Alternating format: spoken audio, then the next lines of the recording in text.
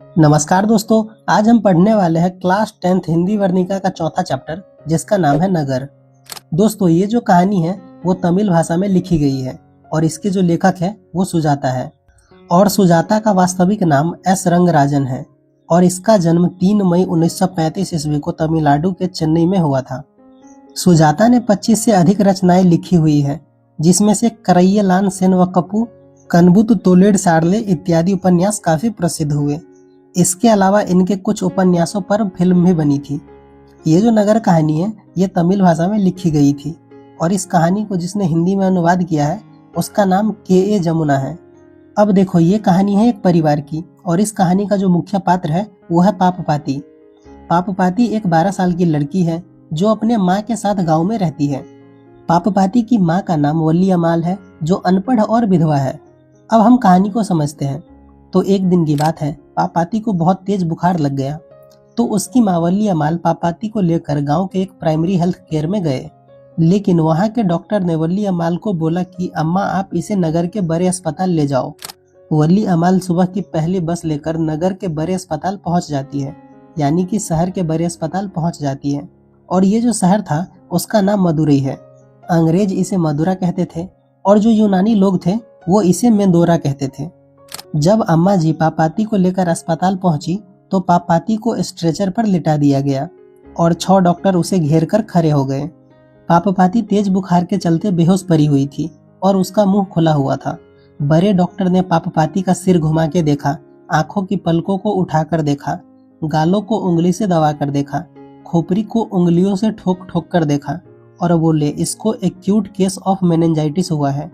जो बड़े डॉक्टर साहब थे वो एक प्रोफेसर भी थे और स्नातक के बच्चों को भी पढ़ाते थे और हाल ही में वो विदेश से इस बीमारी के बारे में पढ़कर आए हुए थे। बड़े डॉक्टर के चारों ओर भी जो डॉक्टर थे उसने भी पापाती को बारी बारी से ऑप्थेल्मोस्कोप की सहायता से चेक किया।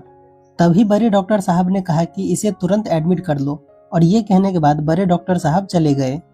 वल्ली अमाल ने डॉक्टर की तरफ देखा तो उसमें से एक डॉक्टर ने बोला माताजी इस लड़की को तुरंत अस्पताल में भर्ती करना होगा, तो आपकी पर्ची कहाँ है? वल्ली अमाल के पास कोई पर्ची नहीं थी तो डॉक्टर ने बोला कि आप पर्ची कटवा लो। वल्ली अमाल पर्ची कटवाने चली जाती है। लाइन बहुत लंबी थी तो वल्ली अमाल को लाइन में बहुत देर तक खड़ा रहना पड़ा और हॉस्पिटल में परेशानी का भी सामना करना पड़ रहा था, जिस वजह से वल्ली अमाल अपने मरे हुए पति को कोस रही थी। तभी वल्ली अमाल का नंबर आ जाता है। श्रीनिवासन वल्ली अमाल की ओर देखता है और पूछता है अम्मा तुम्हारा नाम क्या है? जी वल्ली अमाल। पेशेंट का नाम? वे मर चुके हैं। यहाँ पर अम्मा जी को लगा कि उसके पति के बारे में पूछा जा रहा है क्योंकि अम्मा जी पढ़ी लिखी नहीं थी। श्रीनिवासन ने सर उठाकर देखा और बोला पेशेंट यानी रोगी, किसे भर्ती करना है? जी मेरी बेटी को। तो नाम क्या है? जी वल्ली अमाल। क्या मजाक कर रही हो अम्मा? तुम्हारी बेटी का नाम क्या है? जी पापाती। श्रीनिवासन अम्मा जी को एक पर्ची देता है और बोलते हैं वहाँ सीढ़ियों के ऊपर एक सज्जन कुर्सी पर बैठे होंगे, वे लोगों से वेतन के बारे में पूछते हैं, उन्हें ये चिट दे देना। अम्मा बोलती है बच्ची का क्या होगा? श्रीनिवासन बोलते हैं बच्ची को कुछ नहीं होगा, इसे यहाँ पर लेटी रहने दो। अम्मा जी पापाती को अकेली छोड़कर नहीं जाना चाहती थी लेकिन वो फिर भी पर्ची लेकर सीधे चली गई। अम्मा जी कुर्सी के पास पहुंची लेकिन कुर्सी खाली पड़ी थी, लेकिन पास में एक व्यक्ति बैठा था। तो अम्मा जी ने उनसे पूछा कि इस कुर्सी पर जो बैठते हैं वो कहाँ गए? तो उस आदमी ने अम्मा जी से कहा कि वो आ रहे होंगे, थोड़ा देर रुक जाओ। अब अम्मा जी के मन में अपनी बेटी के पास लौट जाने की इच्छा होने लगी और उनके मन में 2 सवाल आने लगे कि मैं यहाँ पर रुककर इंतजार करूं या अपनी बेटी के पास लौट जाऊं। लगभग 30 मिनट इंतजार करने के बाद वो कुर्सी पर बैठने वाला आदमी आ गया जो क्लर्क था। वो अम्मा जी से पर्ची लिया और पूछा घर कहाँ है तुम्हारा? अम्मा जी ने बोला मुनांडी पट्टी। और तुम्हारा वेतन कितना है? अम्मा जी ने कहा जब फसल काटने जाती हूँ तो वेतन के रूप में धान मिलता है और कभी कभी बाजरा और रागी भी। क्लर्क ने कहा मतलब रुपये नहीं मिलते हैं? कोई बात नहीं, तुम्हारा वेतन 90 रुपये लिख देता हूँ। ये सुनकर अम्मा जी घबरा गई तो क्लर्क ने कहा घबराओ मत, तुमसे पैसे नहीं लेंगे, ये लो पर्ची और 48 नंबर कमरे में चली जाओ। अम्मा जी वो पर्ची लेकर जाने लगी लेकिन अम्मा जी पढ़ना लिखना नहीं जानती थी तो वो थोड़े देर में भूल गई कि उसे किस कमरे में जाना है। तभी अम्मा जी को एक कमरा दिखा जहाँ पर बहुत भीड़ लगी थी। वहाँ पर एक आदमी पीले रंग की पर्ची जमा ले रहा था और अम्मा जी के हाथ में भी पीले रंग की पर्ची थी तो अम्मा जी ने भी उस पर्ची को वहाँ पर जमा करवा दिया। और पास के एक बेंच पर जाकर बैठ गई। थोड़ी देर बाद अम्मा जी के पर्ची का नंबर आया। वो आदमी ने अम्मा जी से कहा, ये पर्ची यहाँ पर क्यों दे रही हो? 48 नंबर कमरे में लेकर जाओ इसे। अम्मा जी ने कहा कि बाबूजी, मुझे समझ में नहीं आया कि मुझे कहाँ जाना है। उस आदमी ने किसी लड़के को बुलाया और कहा कि अम्मा जी को 48 नंबर कमरे में पहुंचा दो। अम्मा जी अब 48 नंबर कमरे में आ गई और अपना पर्ची वहां पर जमा करवा दिया। आधे घंटे बाद उसका नाम पुकारा गया और अम्मा जी कमरे के अंदर गई। सामने दो लोग बैठे थे। उसने पर्ची को देखा और कहा कि वही रंग रोगी विभाग से आई हो। बहिरंग रोगी विभाग को ओपीडी कहा जाता है, जहां पर रोगी को बिना भर्ती किए हुए सामान्य परामर्श, जांच और इलाज किया जाता है। इन दोनों लोगों ने पर्ची को उलट पुलट कर देखा तो उस पे लिखा था कि रोगी को एडमिट किया जाए। तभी उसमें से एक आदमी ने बोला कि इस समय जगह नहीं है, कल सुबह ठीक 7:30 बजे आ जाना। उस कमरे से निकलने के बाद वली अमाल को अपनी बेटी पापाती की बहुत चिंता सताने लगी, क्योंकि वह उसे लगभग 1.5 घंटे से अकेला छोड़ आई थी। अम्मा जी को पापाती के पास जाने का रास्ता नहीं मिल रहा था, क्योंकि अस्पताल के सभी कमरे एक जैसे थे। अम्मा जी ने एक डॉक्टरनी को पास बुलाया और उनसे कहा कि वो जगह कहाँ है जहाँ बहुत सारे डॉक्टर मिलकर बात कर रहे थे। एक आदमी ने मुझसे मेरा वेतन पूछा था, मैं अपनी बेटी को वहीं छोड़ आया हूँ। डॉक्टरनी ने अम्मा जी को रास्ता बता दिया। बताए हुए रास्ते से अम्मा जी चली गई, लेकिन उस समय मेन गेट पर ताला लगा हुआ था। अब अम्मा जी अपनी बेटी को याद करते हुए रोने लगी। उसे बरामदे के बीचों बीच खड़े रोते हुए देखकर एक आदमी ने उनसे कहा कि साइड में थोड़ा होकर रो लो।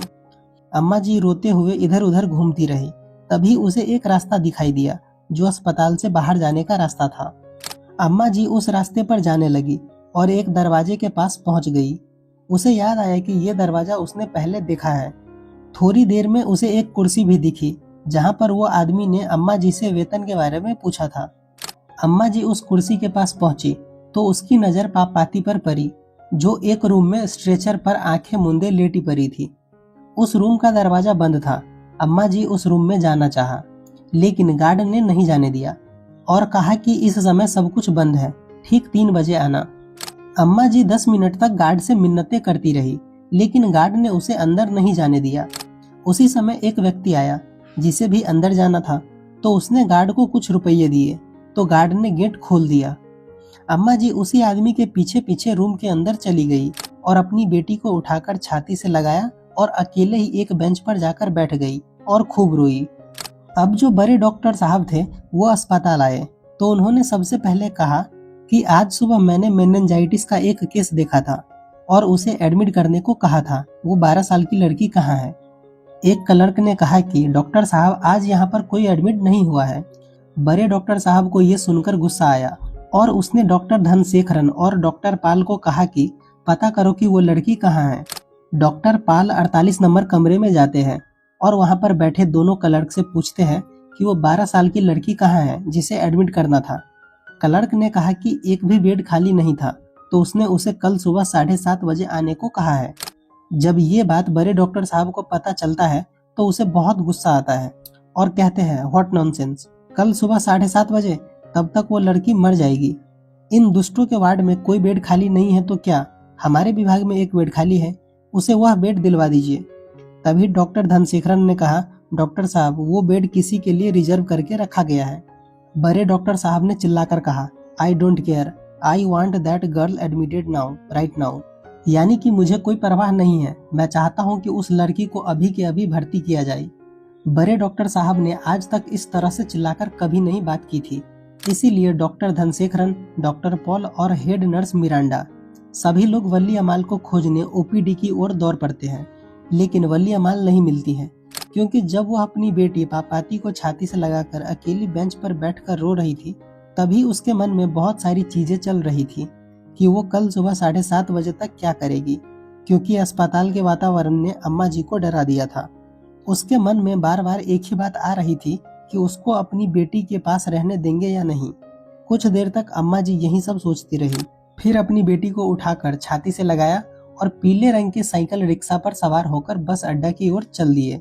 और रास्ते में अम्मा जी सोच रही थी कि मामूली बुखार ही तो है, वापस मुनांडी पट्टी ले चलती हूँ, वहाँ के वैद्य जी को दिखा दूंगी, उसके माथे पर खरिया मिट्टी का लेप लगा दूंगी, ओझा से झाड़ फूक करवा दूंगी, सब ठीक हो जाएगा।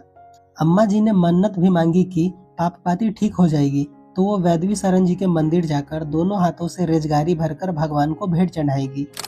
तो ये कहानी यहाँ पर खत्म हो जाता है और इस कहानी की भी यहाँ पर सैड एंडिंग होती है, क्योंकि शायद वो बच्ची उस रात को मर गई होगी, क्योंकि बड़े डॉक्टर साहब ने बोला था कि कल सुबह 7:30 बजे से पहले वह बच्ची मर जाएगी।